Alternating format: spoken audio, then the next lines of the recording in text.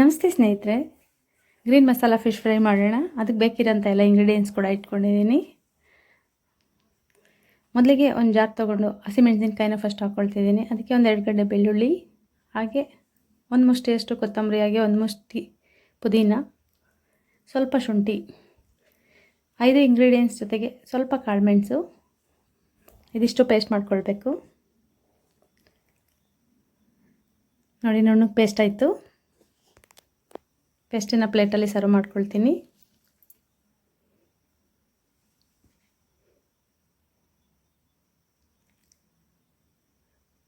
ಇದಕ್ಕೇ ಸ್ವಲ್ಪ ರುಚಿಗೆ ತಕ್ಕಷ್ಟು ಉಪ್ಪನ್ನು ಸೇರಿಸ್ಕೊಂಡೆ.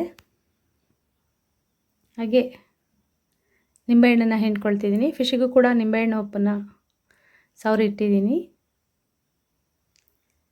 1 ಸ್ಪೂನಷ್ಟು ಕಾರ್ನ್ಫ್ಲವರ್, ಇದಿಷ್ಟು ಚೆನ್ನಾಗಿ ಮಿಕ್ಸ್ ಮಾಡ್ಕೊಳ್ತೀನಿ.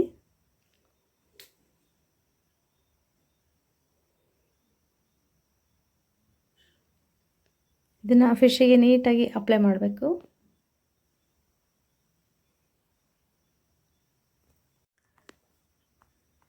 ನೀಟಾಗಿ ಮಸಾಲೆ ಅಪ್ಲೈ ಮಾಡಿಬಿಟ್ಟು ಒಂದು ಅರ್ಧ ಗಂಟೆಯಿಂದ 3/4 ಗಂಟೆ ಮ್ಯಾರಿನೇಟ್ ಆಗ್ಲಿಕ್ಕೆ ಬಿಡಬೇಕು.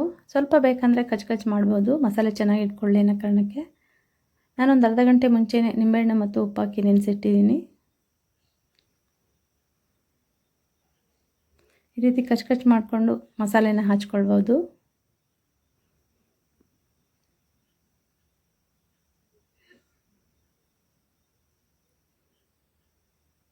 ಎಲ್ಲ ಫಿಶಿಗೂ ಮಸಾಲೆನ ಹಚ್ಕೊಳ್ತಿದ್ದೀನಿ.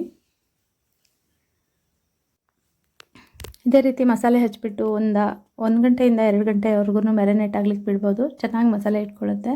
ಕನಿಷ್ಠ ಅಂದ್ರೂ ಒಂದು ಅರ್ಧ ಗಂಟೆ ಮೇಲೆ ಇಟ್ಕೊಳ್ಬೇಕಾಗುತ್ತೆ. ಎಲ್ಲ ಹಚ್ಚಿ ಇಟ್ಕೊಂಡಿದ್ದೆ. 1 ಅವರ್ ಮ್ಯಾರಿನೇಟ್ ಆಗ್ಲಿಕ್ಕೆ ಬಿಟ್ಟಿದ್ದೆ. ಈಗ ತವ ಇಟ್ಕೊಂಡು ಫ್ರೈ ಮಾಡ್ಕೊಳ್ಳೋಣ. ನಾನೊಂದು ಕಬ್ಬಿಣದ ತವೆನ ತಗೊಳ್ತೀನಿ. ಅದಕ್ಕೆ ಎಣ್ಣೆನ ಹಚ್ಕೊಳ್ತಿದ್ದೀನಿ. ಮೀನು ಕಚ್ಕೊಳ್ಬಾರ್ದು ಅಂದರೆ ಒಂದು ಅರ್ಧ ಗಂಟೆ ಮುಂಚೆನೇ ತವೆಗೆ ಎಣ್ಣೆ ಹಚ್ಚಿ ಇಡೋದ್ರಿಂದ ಮೀನು ತವೆಗೆ ಕಚ್ಕೊಳ್ಳಲ್ಲ. ಕಬ್ಬಿಣದ ತವೆಯಲ್ಲಿ ಫ್ರೈ ಮಾಡೋದ್ರಿಂದ ಚೆನ್ನಾಗಿ ರೋಸ್ಟ್ ಆಗುತ್ತೆ ಕ್ರಿಸ್ಪಿಯಾಗಿ. ನಾನ್ ಸ್ಟಿಕ್ಕಿಗಿಂತ ಕಬ್ಬಿಣದ ತವೆಯಲ್ಲಿ ಫಿಶ್ ಫ್ರೈ ಮಾಡೋದು ಬೆಸ್ಟ್. ಅಲ್ಲಿ ಕ್ಲೋಸ್ ಮಾಡಿದ್ದೆ.